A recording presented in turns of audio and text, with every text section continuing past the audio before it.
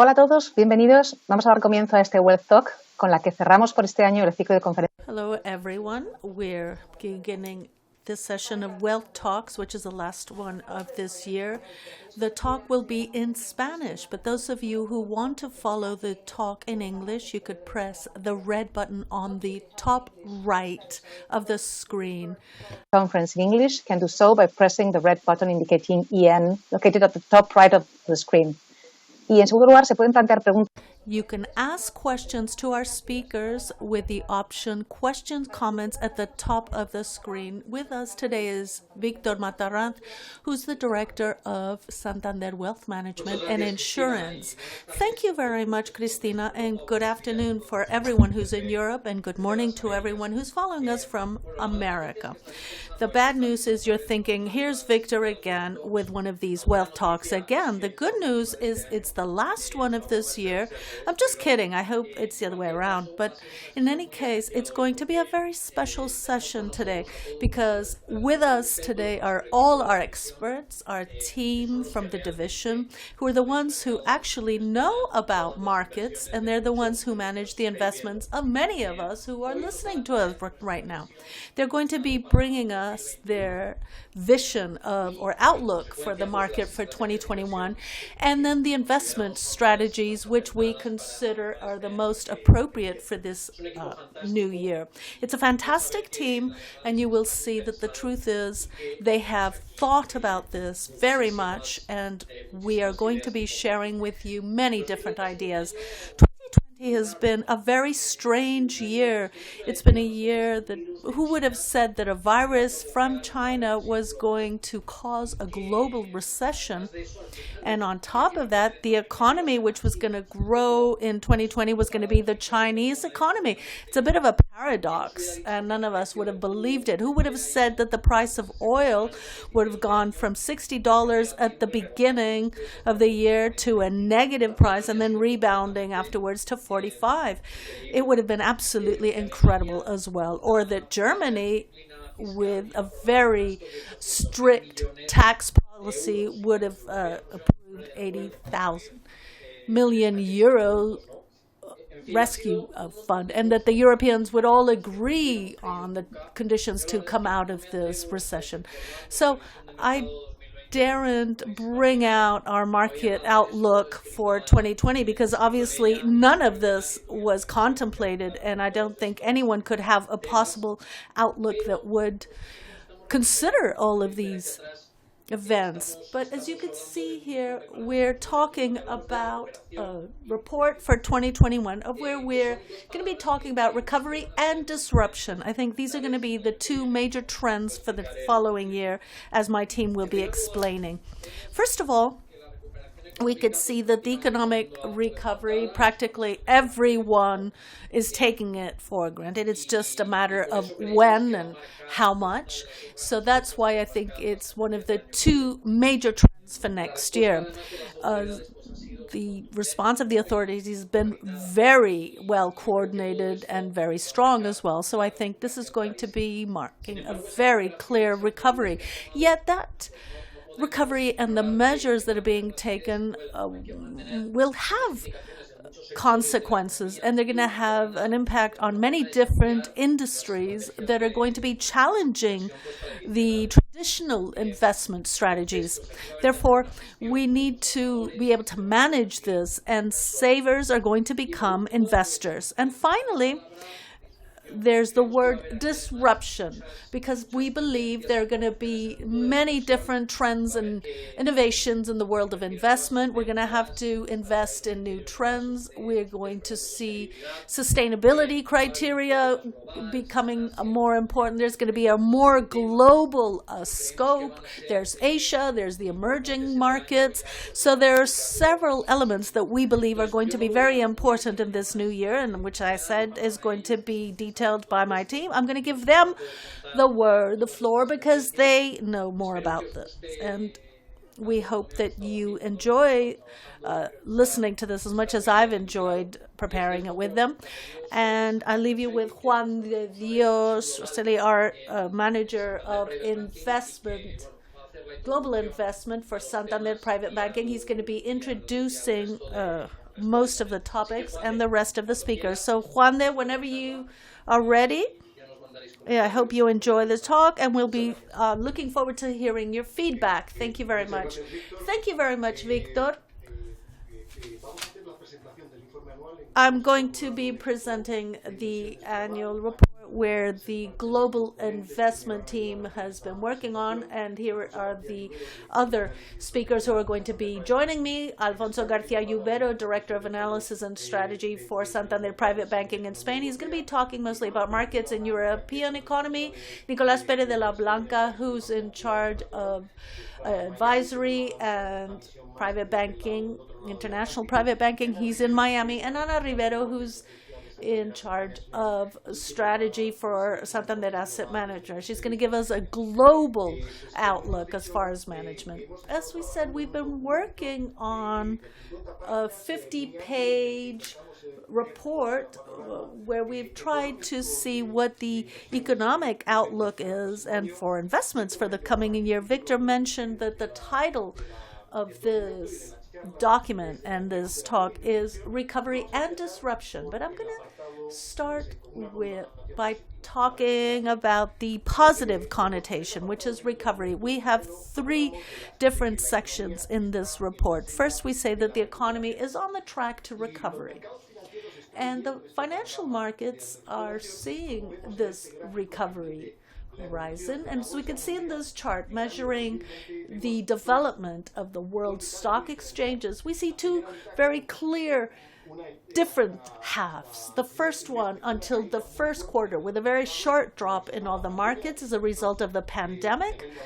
The variable income markets dropped all the way to 32%. And then we experienced a recovery which we have called as having four stages. The first stage is the vaccine, where we start looking for a solution to this problem of pandemic as far as lockdown and social distancing, which led to very significant economic issues. But it was the beginning of the resolution to this healthcare problem. And then a series of measures were implemented, which have had a very positive impact in the recovery of markets, with monetary measures, fiscal measures, and then the final solution we're very close to, which is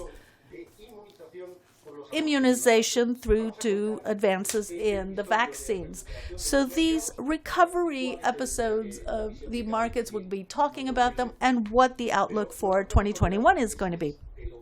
But we mustn't forget this contrasting vision of the markets that are anticipating the recovery of the very harsh economic situation that we experienced and we're still experiencing in 2020.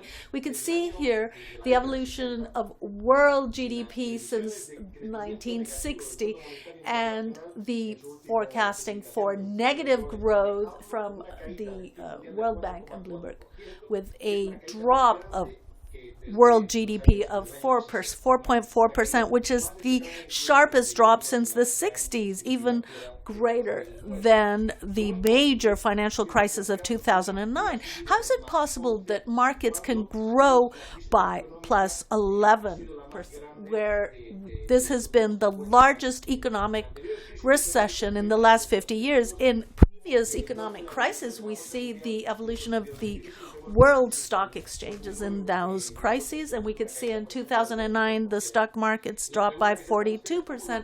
So the question you're probably asking yourself is, how can markets have this positive reaction? And we'll try to explain this through these financial solutions that have been implemented gradually. First of all, I'm going to ask Nicholas a question from Miami regarding the monetary policy measures. What have the European Central Bank and the International Monetary Fund done to calm the markets? Hello, everyone. What they've done, first of all, is applied what we've called the monetary vaccine. So very daringly and very bravely, they've used all the tools that we knew in the past and new ones to make sure that this recovery is a reality. If we look at the number of central banks. It's been 190 throughout this year, which means that every 5 trading sessions, every 4 have seen lower interest rates. So these have managed to spur risk assets to have their confidence in the risk assets grow and their value to grow. But given the scale of the crisis we've experienced, this has meant that in addition, they've had to use other tools and follow other policies, which have been this so-called, and we all knew as qualitative policies, which was the purchase of assets. But that hasn't been enough either. So they've had to apply other measures, such as policies related to loans in interbank markets and helping both the primary and secondary markets of the various risk assets, primarily in fixed income.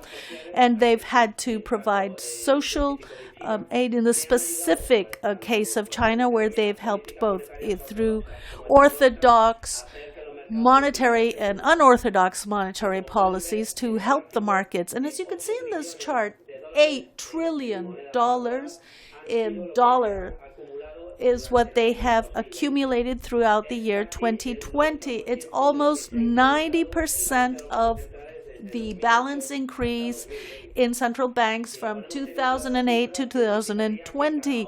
So this would mean that every hour 1.3 billion euros have been injected into the market to make sure that this monetary vaccine would help recover the assets to pre-crisis levels and make sure that the market is functional again. So we've seen that the measures in terms of monetary helps and liquidity injections to the market so that credit could function and the financial system wouldn't have a problem. So the scale has been almost 4 times what was injected in the previous crisis. So monetary injection that has been very powerful and very quickly implemented. Alfonso, let's move on to talk about fiscal medicine. Again, in this section, I believe in this crisis, authorities have responded very strongly and at a much greater scale than in the previous crisis. Could you explain what this chart is telling us as far as all the tax assistant? Yes, good afternoon, Juan de, and good morning to everyone joining us from the other side of the Atlantic. As you were saying, in the end, tax policy has definitely helped this time, and this time it has been coupled very well with other policies. It's been both quantitative and qualitative. From the quantitative aspect, we're talking about $11 trillion of accumulated stimulus, which is the greatest one in GDP since World War II. And there's a huge difference from the previous financial crisis. We've learned from the mistakes of the past. In the past, the measures taken were rather mistaken. Let's remember that in 2013 and so on, what the market was rewarding was austerity. Any government that tried to stimulate the economy was punished by the market. And yet we've seen that this stimulus has been very well coordinated with monetary policy, and it's been very successful. But we need to be looking towards the future.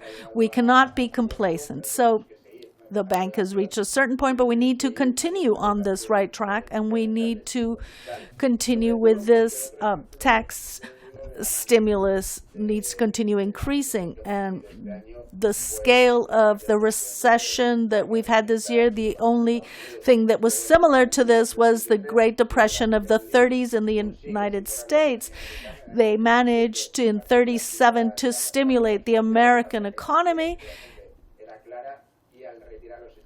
And when stimuli were removed, then there was another very strong recession. So this is an important lesson from the past that we can learn. We've learned how to coordinate tax policy with monetary policy, and I think we need to continue learning to continue providing this safety nets that is provided by these stimuli.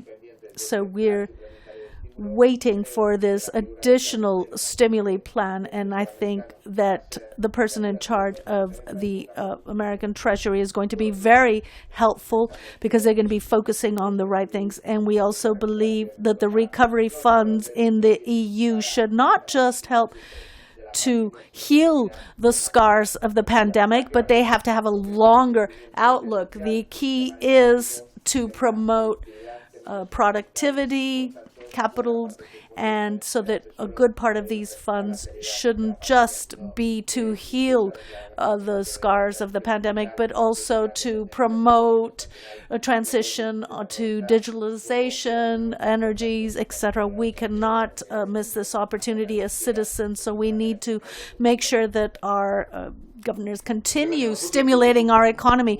Thank you very much, Alfonso. So this tax response has been much stronger than in the previous crisis. The monetary policy was rather isolated, especially in Europe. The tax policies were not there. But this year, we've definitely had the assistance of these good tax policies to help us overcome the crisis. This chart shows the index of mobility, local mobility measured by Google, which measures economic activity. There is a very strong correlation between the mobility of people and the activity of the economy. And we saw that in April there was a drop of almost 50% of mobility due to lockdown.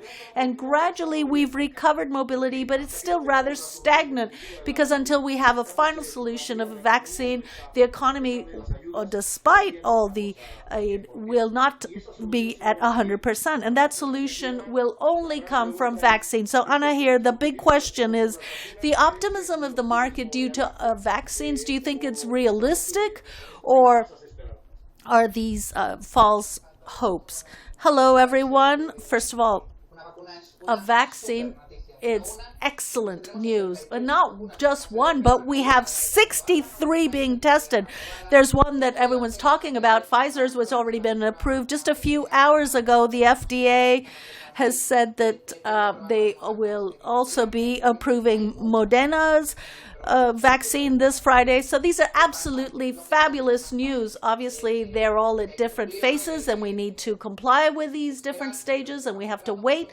But we're waiting far less than we would for a normal average vaccine for any other kind of disease.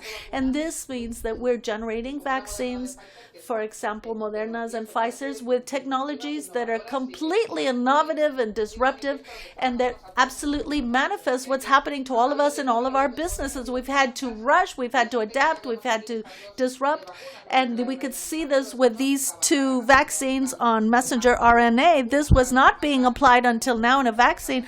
Normally, we had the ones of AstraZeneca, which is the third one.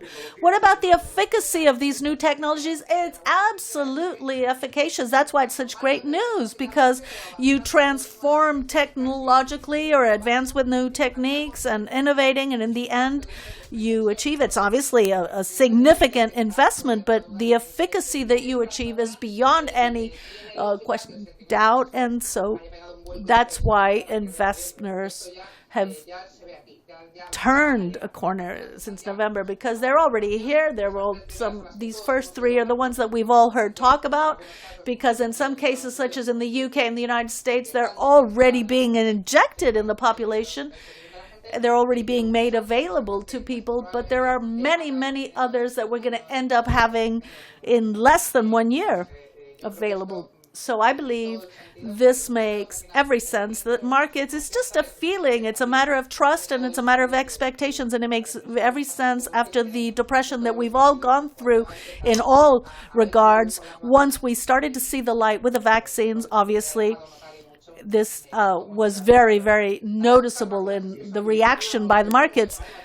Kana, could you talk a little bit about availability? Well, as we all know, and we mentioned earlier, and everyone in Europe has agreed, come together to be able to have a monetary or fiscal vaccine, and even to be able to have common vaccines. But availability is another issue that is also showing that when there's a will, there's a way. So everyone is going to be agreeing on this. There's something very specific, such as Pfizer's, because it requires to be stored in under 70, 80 degrees. So that's not going to reach certain areas in the world where it's very difficult to store at that temperature. But it doesn't matter, because all others are taking that into account, and we already know that they're working to make sure that they're available both in production and storage. For example, Pfizer's vaccine, because it's so important to store at such a low temperature, it can only be kept for 5 days, but the next one can be kept for a month, and that one after that will be kept for 2 months, which means that this will be available for the whole population within a year or a year and a half. So this is very, very hopeful, just like the cost of the vaccines themselves, and furthermore the agreements among all the various countries. This is already occurring in different regions, but it's going to reach all countries, so it's being also extremely important to see that there's such a strong collaboration efforts to make sure that this is available to all the regions in the world. Excellent. We've talked and said that measures have been implemented, vaccines in the largest liquidity programs of history through monetary policies, the largest programs for tax stimulus of history, and also the greatest efforts for research and collaboration among the various healthcare institutions so that we could have these vaccines in record time and with production capabilities that are going to allow gradual immunization of the world population, which is the big hope for next year. So, Alfonso, if we need to summarize this first chapter of the economic scenario, there are two major messages. First of all, efficacy of vaccines. Absolutely, Juan. From an economic perspective, and Victor said this at the beginning, the recovery is going to happen, we're certain, but the models are not going to be very useful in the next 12 months because the recovery is going to be dependent on exogenous factors. The vaccines in these four phases, production, storage, and distribution and immunization. If we reach a high percentage of the population by the end of the summer, that would be absolutely extraordinary news. And at the same time, we believe that the economic stimulus need to be maintained as a safety net because there may be ups and downs with the vaccines. So we have to have at the same time a safety net that makes sure that the economy or the market itself doesn't suffer too much. We think these are very important factors, and they're going to leave the endogenous factors of the cycle itself in a second level. Thank you very much, Alfonso.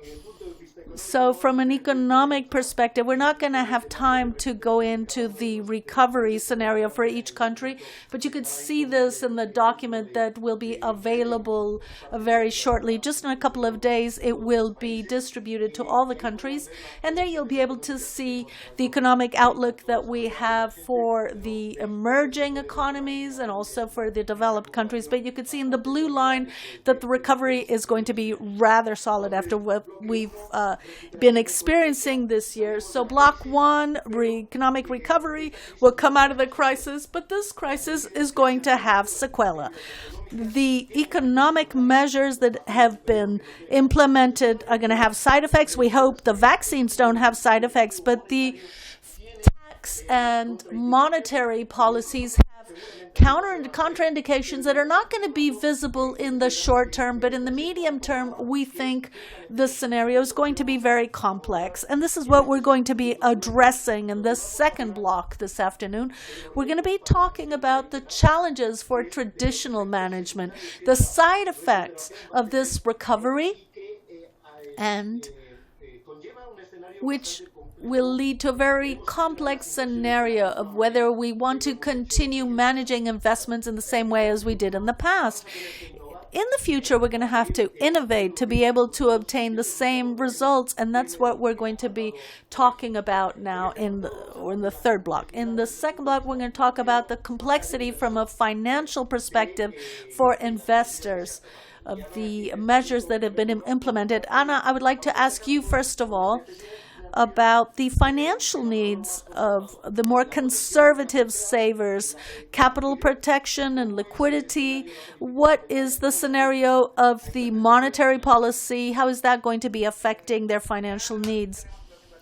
We believe investors should have been used to by now forgetting, especially if we are using the euro, but we are not going to be seeing high interest rates anymore, not even positive ones. This is going to last much, much longer, of course. This recovery that Alfonso talked about requires going step by step. It requires a lot of caution and significant changes in the economies, and rising interest rates has been a practically impossible task since the previous crisis. The only one that was able to do this was the United States after 7 years of zero interest rates, and the 2008 crisis had a much lower impact as far as affecting all the industries compared to the one we're experiencing right now with this pandemic, which of course is also much shorter. That's also true. That's another positive aspect. As far as the rise in interest rates, the central banks are already advancing that we have to wait even more. We have to be patient. And I think investors have already internalized this, and they have to be very, very aware of this. We're not going to be able to believe that our savings are going to be remunerated because savings have to find their own yield.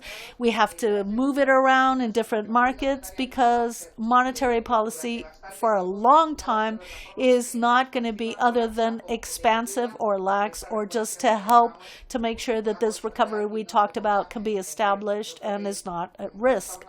So we're talking about time. The president of the Federal Reserve himself said that they weren't contemplating beyond 23, even 24 before interest rates go up, but we'll see how the economy develops. But to begin with, interest rates are going to continue low for much, much longer than we already thought 4 or 5 years ago that we're going to be. Okay, so Jerome Powell, when he was asked when is he going to increase interest rate, he said, not even thinking of raising rates. How would you translate that into Spanish? Well, the time will come when I have to start thinking about increasing interest rates, more or less. So it's going to be a long, long way off yet. And anyone who has liquidity and they want just to have a return on their liquidity, this is bad news for those people. Yes, that's right. Okay, let's try to talk a little bit about savings that are still conservative, but they want to have the certainty of government bonds, but they want to invest at longer terms. They want to buy government bonds. What are the contraindications of everything that's been announced for monetary policy, all these heterodox policies? What is going to be the impact on bond investments? Alfonso, can you talk about inflation too? Hi, one of the big mysteries that economists have to deal with and investment managers for the next few months. These are the things that we need to deal with. It's a bit like the lying shepherd, because the wolf will eventually show up, but that wolf hasn't showed up yet. And why is that? Because we have interesting data about inflation. In the 60s until the early 80s, more than 5% of the American population thought that inflation or the loss of purchasing power was the biggest problem of their country. Then Volcker came along with very strict regulations to try to defeat the monster of inflation. And then when we see the comparison of 2010, the average inflation in the most developed economies in the world has barely been 2%. So in the 70s, the average was 10%. So I think the perception has changed a lot. Another interesting item, when in Germany they had the summit of central banks, they barely talked about inflation. They talked about stability and other matters, but it seems that this issue of inflation has already been vanquished. But we're not very worried about this either. There's a series of factors that in the next 20 months. The first one is the release of this demand that had been restricted. We stopped consuming, and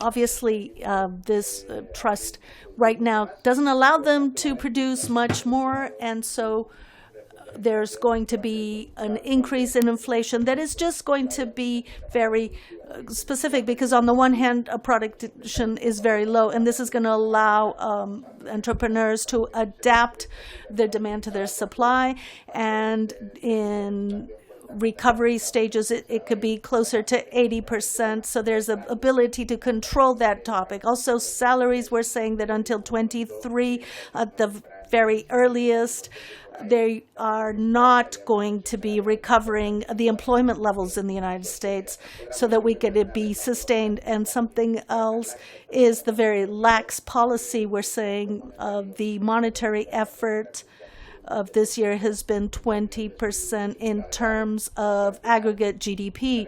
In the end, this is reflected in a growth of monetary offer, and I think that's the difference in the previous crisis of 2008. So credit has flowed from central banks, but also from the financial industry. So that's a difference with 2008, and there could be a deflation. And the third point, the tolerance of central banks to have slightly more inflation. Until very recently, the objectives were rather more lax, and this reflects on the one hand that they want to achieve objectives and their mandate of prices, but also generate some inflation so that all that leverage that the governments had, the real value of debt, is deflates. And finally, at a shorter term, another channel that could be very important is that the trends towards globalization have not returned. We're at a stage that is going to continue to the extent that lockdown is going to force us to continue being more domestic. So this is also going to have a reflation for the short term, but it's not going to mean hyperinflation. And to finish, Juan de, one of the biggest theories of the Chicago School, on the one hand, with Mr. Friedman leading this, said that when a monetary policy grows at this level, that Friedman in his last years started questioning his theories and said that it had been exaggerated, and also the theory of Jung Fama of the deficient market, because we're discounting the financial assets at 5 years. In none of these assets, discounting inflation, are there going to be more than 2%. So these two theories will keep the PAMAs. There's not going to be inflation. There may be a bit more deflation. And he deflected his own theory, Friedman, because according to that theory, we would be growing more. All right, then. What I'm seeing is a complex scenario. Central banks looking for more inflation, but talk to me a little bit now about the fiscal elements, because there's cause for concern here, which is the very high debt levels. In other words, how much it's going to cost us when we think about the debt to GDP in emerging and established economies. This has been like the result of a world war. Yes, let me answer that by saying that you're absolutely right. Indeed, we have exceeded the limits reached in World War II, and I have to think and wonder, up to what point can we actually continue along these lines? Is this sustainable? Because we look, at the ratios, debt over GDP, but let's look at the denominator too.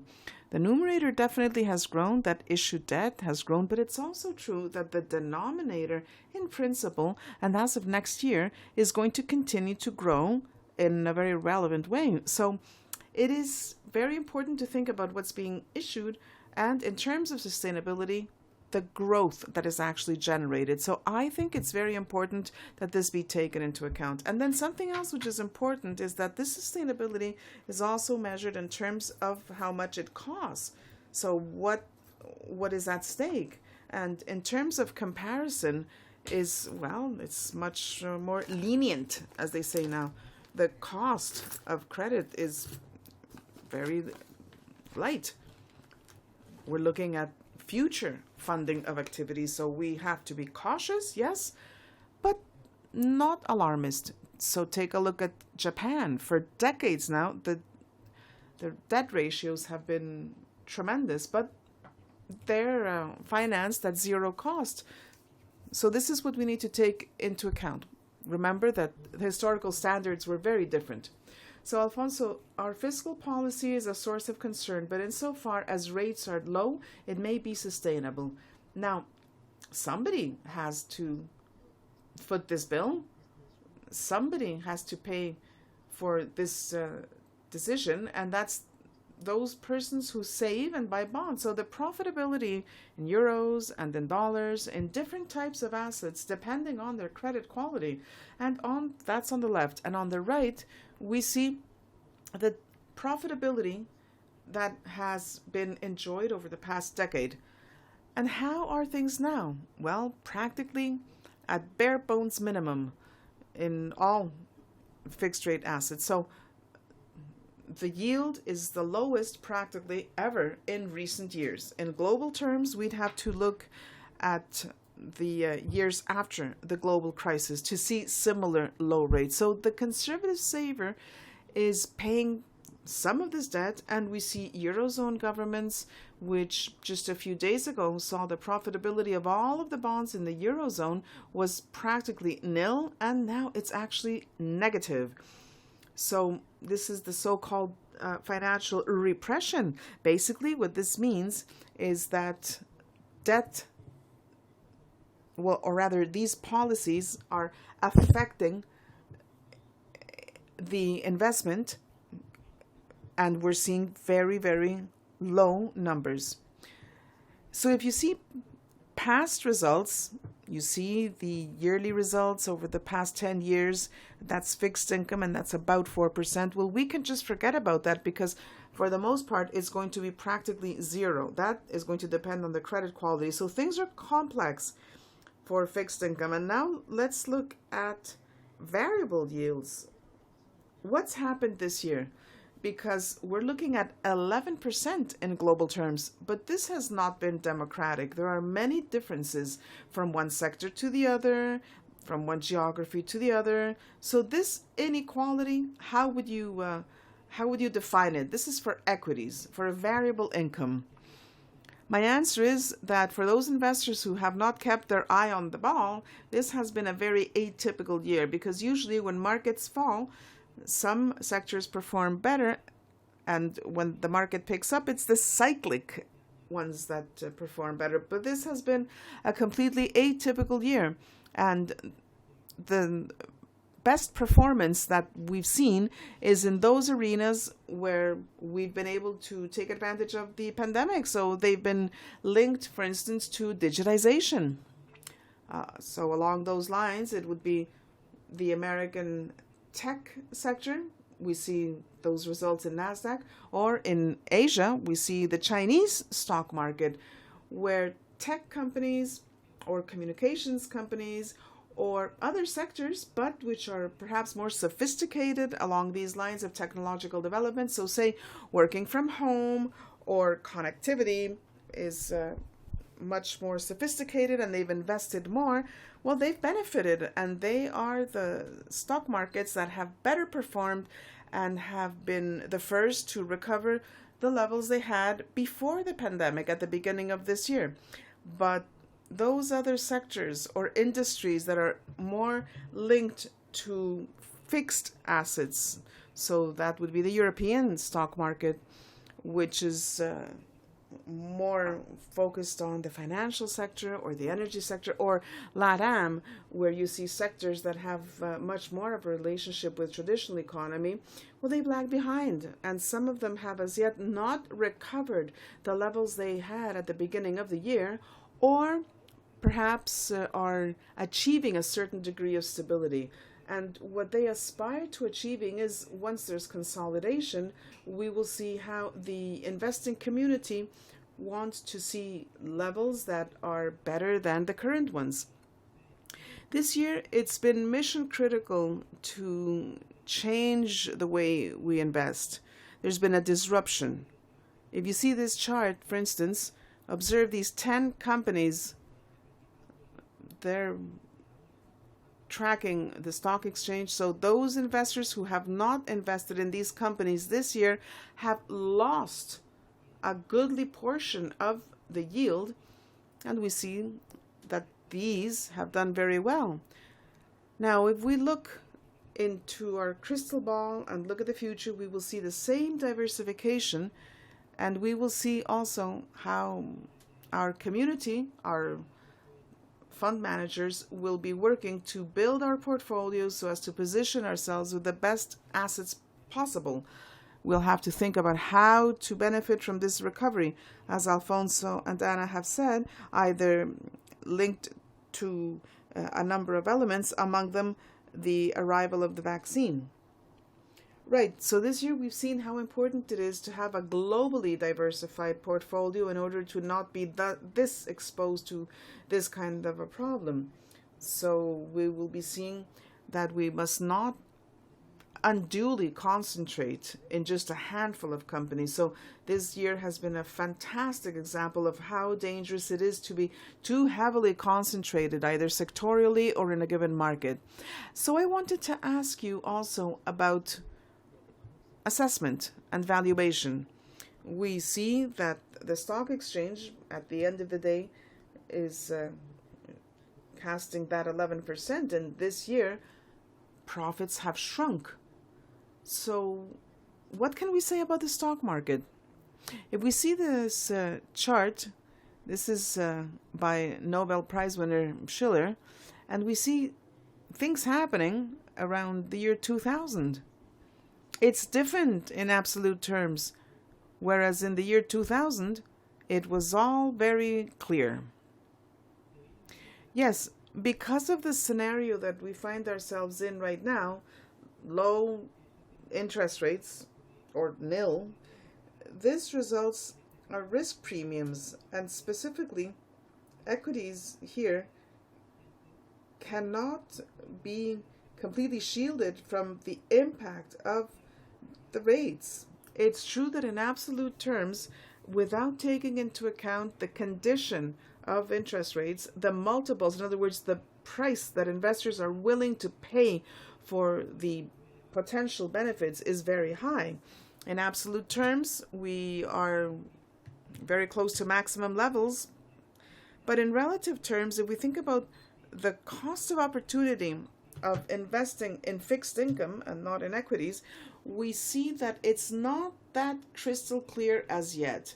Actually, at this point in time, investors are paying these expensive multiples, and this is for us what triggers our activities in 21, when we see the growth in profits, which will probably be picking up next year. So we're just going to have a temporary event that's going to be 2020 with this drop, and as Alfonso said, we will be seeing a robust recovery in 21. We will be seeing healthy economic recovery. So those companies that are either digital or that are linked to the economy will probably be recovering in a very notable way. They might seem to be expensive now, but maybe next year things will seem different. So to keep things in perspective, when we think about the type of investment, so for instance, we're looking at dividends. Companies right now are remunerating at more than rates, or in relative terms, what the discount is for those profits, for those cash flows. Well, if we think about 2021, we have to think about what these results will actually be. Thank you very much, Nicholas, for explaining the very important arena. And let me just recap. We've talked about economic recovery. We've talked about these are usually the best possible moments to invest. So we are counting on positive news. We're looking at vaccines, efficient vaccines. We're looking at that medical solution. We hope to be optimistic because stakeholders will be able to really tackle the future. We hope to have everything in our favor. And we know that there are secondary effects which are especially adverse for our investors. The measures that have been implemented truly do castigate the conservative saver. And one of the backbones of investment, which is the more solid portion of those assets that we invest in, well, we've seen that interest rates are very low. And as Anna said, it's not foreseeable that we will have these hikes in rates and a complex investment horizon when considering the more conservative facet of saving. And now, in terms of those elements that are geared to risk, well, we have to think that the year 2020 has seen concentrated events, but we're looking to a broader reality, not as biased as we've seen so far. And it seems that it would seem that equity is more attractive, although, of course, it involves greater risk. So, to summarize, the conservative saver faces a complex scenario, and in terms of investing in equities, things are good, but we are concerned about how much this crisis is going to cost in terms of debt levels. Because remember, there are sectors that have been truly hit hard by the lockdown, by the economic situation, which can only be described as critical, but we're hopeful. We're looking forward to the future. After this summary, let's talk about our third heading, which is how do we go about trying to generate sustainability, rotation, and innovation in our portfolios? What we've seen is that with traditional assets, life is complex. Let's talk, for instance, about the situation we face with those assets that guarantee protection.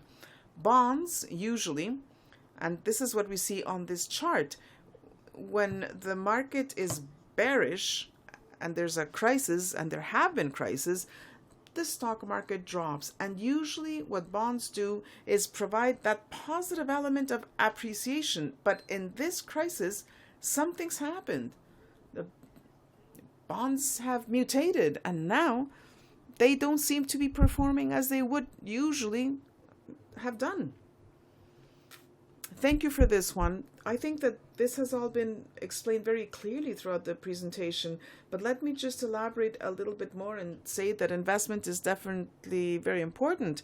And sometimes we're looking at some assets that are riskier. And now what we're seeing is something which we saw in 2018, 19, at the beginning of 2020. Very low rates, anchored, if you will.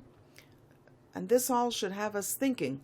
Fixed income, so government bonds, for instance, that's going to be a shield for us. This is going to protect us in the face of uncertainties. And because there's another variable, which is as follows. As soon as prices grow up, and we believe it's going to happen, even if only moderately, we will be seeing an increase of the curves, and we will then have to think about what assets are going to protect us in a scenario of inflation. Gold is an alternative. Gold can protect us in the face of uncertainties, because this is what gold has done over the past few years, and it has an ally in real interest rates. This is the variable that best correlates with gold. We see that it happens with gold. Nominal rates may increase, yes, but there may well be a little bit more inflation, so real rates will probably be anchored. So gold would do nicely. And remember also that central banks continue to diversify their reserves and are including gold. So gold may well be an asset that will allow us to diversify as it protects us. We could talk about real estate, we could talk about inflation indexed bonds, we could talk about alternative investments, taking volatility into account. So there's a number of ingredients that make for a more complex alternative. And here it's very important to rely on your fund manager to build your portfolio, because depending on the ingredients, and some ingredients are more complex and more novel, you may be able to guarantee the same kind of capital protection. And here in the class, I'm going to talk about generation of income. Corporate bonds we've seen, which have given us easy income in the past, well, that was the past. Now we have to look for other sources. This is a complex chart, but what it tells us is that we can combine other assets to generate rent and have the same degree of uncertainty. My answer is that yes, we're going to have to think completely differently when we invest. In traditional scenarios, we did not have to go about how we're going about things now. Now we need to focus. We need to think about clients who just want easy solutions because they depend on that income. Well, obviously, many investments, even long-term bonds that are less than inflation, and the real yield is negative, new solutions are going to have to be sought. So when we think about new ways of investing, new solutions to provide to our rentiers, yes, but let me interrupt. Does this imply more risk? Because if that's the case, we need to know the risks. We need to be able to combine them. We need to build a portfolio that will be diversified. So the manager's role is absolutely paramount here. And then if there is an asset that will guarantee profitability, well, it's those assets that have been hit hardest in 2020. Rotation, innovation. Anna is going to talk about innovation. Miko, talk to us a little bit about rotation. Some sectors will recover, will they not? If this is our scenario, better growth levels in 21? My answer is yes, indeed. Everything that in the past involved sectors that were linked to economic activities and have slowed down will be the ones that will better perform next year. So basically in the US, it's small caps or sectors that have lagged behind, especially industrial. And in the European stock markets, they would be more closely bound to discretionary spend articles, which will perform better because income will be different. All right, so rotation towards cyclical sectors, but the crisis has taught us a difficult lesson, which is how important innovation is. We talked before about vaccines as a crystal clear example. In Santander Private Banking, together with Santander Asset Management, we have launched this future wealth alternative to ensure that our customers can invest safely. So we don't really have enough time to address all of the issues contained within future wealth, but maybe, Anna, you can give us a little bit of information about the concept? Yes, thank you. What I was doing now is I was just seeing what the concepts are for our customers. Society, technology, and the planet, all in the future. Let me begin at the bottom by talking about future planet. Look at that, 34%. But does anybody now, knowing what we know now, does anybody wonder about the importance of sustainability and energy transition? It's just so very obvious. There will be winners and losers, but the leaders are going to be very, very present in every single one of the economic sectors that exist. I think that at this point in time, it's a little bit difficult to not understand this, and this makes it actually very exciting to invest. And this is something I love about future wealth. People feel passionate again. They're excited about investing in the stock exchange and in the real economy in a way. I mean, people will be saying, my money is going to actually affect the future society, the future of tech, the future of the planet. This is important, I think. Well, we could talk, I think, for hours about this. Yes, absolutely. But what's good about future wealth is that it allows us to diversify and it allows us to see the different products. This is what we will be talking about with our customers, potentially investing thanks to these different vehicles. And let's talk now a bit about sustainability. I think that we've learned from our fiscal programs, we've learned that sustainability is a very important component. And if we look at the subsidies in place, we're talking about $4 trillion. That's a lot of money. This is unheard of. Yes, you're right, it is unheard of. And it's what I said before, very exciting. I really think it's a revolution. I think it's as important as the internet revolution was, the industrial revolution even. Time will tell, of course, but the fact that all governments and above and beyond governments serious, they've gotten serious, they've really hunkered down and they've said, this pandemic is forcing us to rebuild ourselves. So Europe, for instance, is saying, I'm not going to lend you this money that I'm offering in the liquidity lines. 30% will not be yours if you do not think about transition to a cleaner Europe.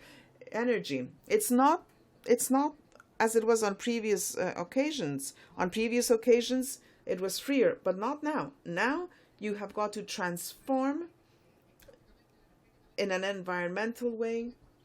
You have to transform your economy. Why? Because the Paris Accord, and this is, I think, a very important issue indeed, but the agreement there was to really try to transform the planet, stop polluting, ensure that future generations have better conditions, live in better conditions. So this money, we need to understand what it is we're talking about. $4 trillion is a lot of money.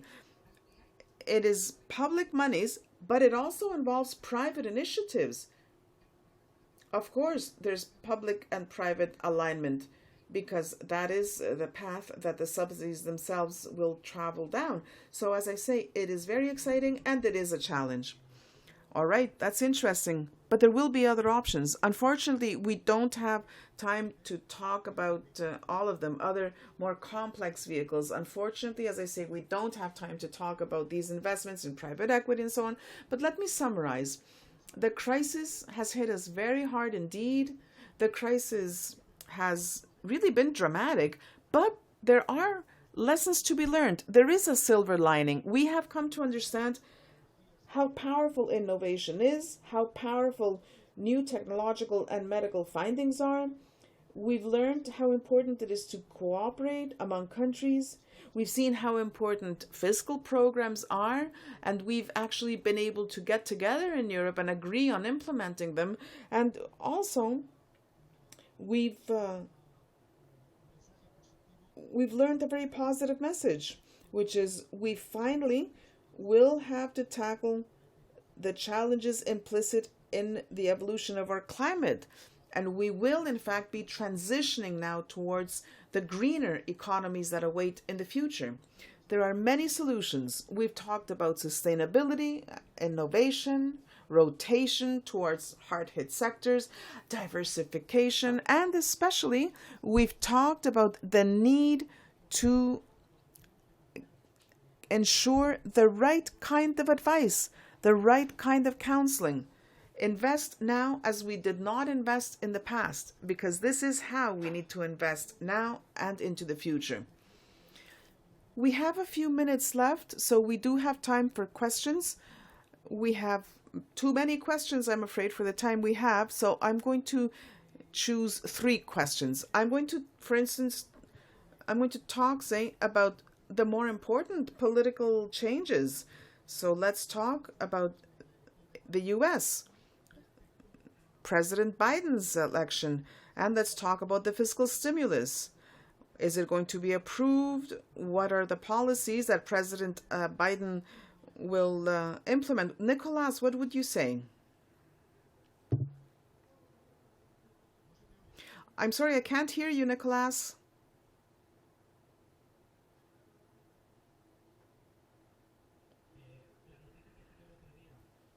Con el Senado, en donde Well, the news we heard the other day about the package, it was 900 billion, 748 for corporate, for the unemployed, for COVID. So that, in view of the fact that both Republicans and Democrats are doubtless going to agree. And the second package, which looks at state aid and local aid, the difference is approximately 160 billion. We think that's more complex. We believe that before the end of the year, there will be a package approved that will stimulate the economy in the first months, at least, of the new year. Okay, so you think it makes sense? You think there will be consensus and these measures will be approved? Yes, my answer is yes. All right, and what about taxes? Do you think that in the first year, we didn't think that this was going to be feasible, that taxes would be raised? My answer to that is that he doesn't have the majority. I think it's going to be very difficult to see before the midterm any kind of a tax increase being approved. If the Senate were to be the Democrats after the midterms, well, the Democrats would have full power, so perhaps changes would be more feasible. But in the short term, we think it's going to be very difficult. All right, another question, and this one is one that looks at future wealth. Yes, indeed, the profitability is good, but as you know, past returns are no guarantee of future results. What are the trends, do you think? What can we expect in 2021? Anna, let us know in the short term what you think is going to happen. We like all of them. Maybe we just have to invest in a more diversified way. But if you had to underscore the importance of one, my answer to that is future planet. I think that it's all about the planet. I think that we have our work cut out for us in the heading of biotechnology, healthcare, robotics, digitization. We think that we are seeing more of these activities, and we'll see even more. A short time ago, Google published a report asking people, what are you going to continue to do after the pandemic that you didn't do before? And 60-something% of the people said that they were going to buy digitally, buy everything.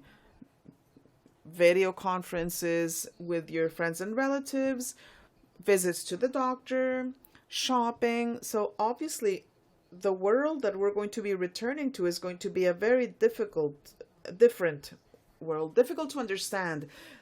And especially if you're thinking about the importance of health, I think that there is a glowing future there.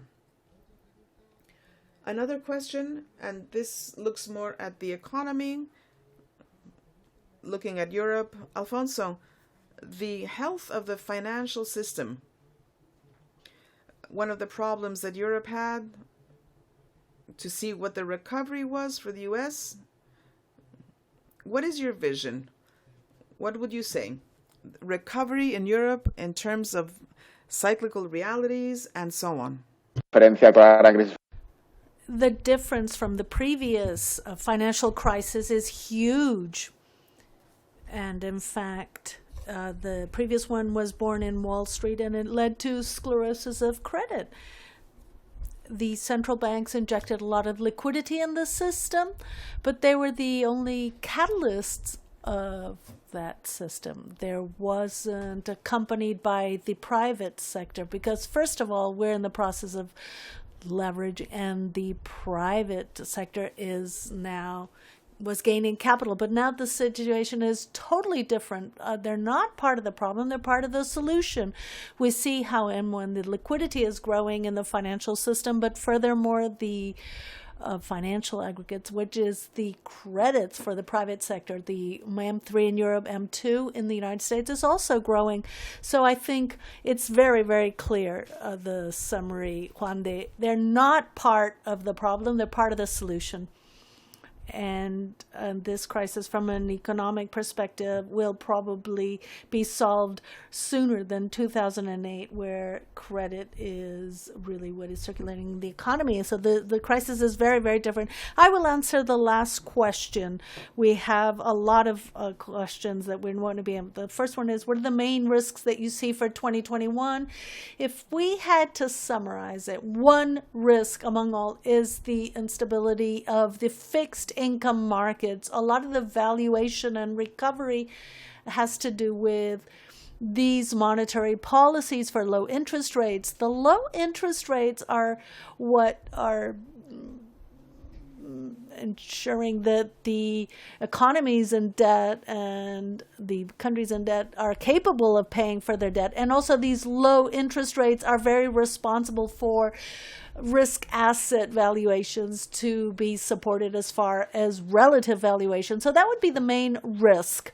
But as we've seen this year, risks very often are unexpected, and the ones that have the highest impact are the ones that we least know about. So therefore, we consider that toward 2021, if there's going to be more risk, you need to be able to manage that risk. You have to have highly diversified portfolios where you blend traditional assets with new investment instruments, and having a manager who can assess whether your level of risk is adequate and whether the combination of products and risk is adequate as well. So we'll finish with that. The scenario we've tried to explain is a scenario of recovery and disruption. It's a positive scenario in terms of economic growth. We're coming out of the crisis, but we also wanted to warn you of this disruption factor, which means that coming out of the crisis is going to be different in a very complex scenario given the fiscal and monetary policies that have been implemented, and we're going to have to invest in a different way. We would love to be able to advise you in this new way of investment, to present these new investment alternatives that we've tried to explain. And we thank you for your trust, and we hope that through the various advisors and managers of Santander Private Banking, we can give you further details of these two very important topics that we've wanted to present to you here this afternoon. You'll have more possibility of analyzing it in the report that we'll be sending to you very shortly. So once again, thank you very much for attending this event and for your trust in the group, in the Santander Group. So thank you very much.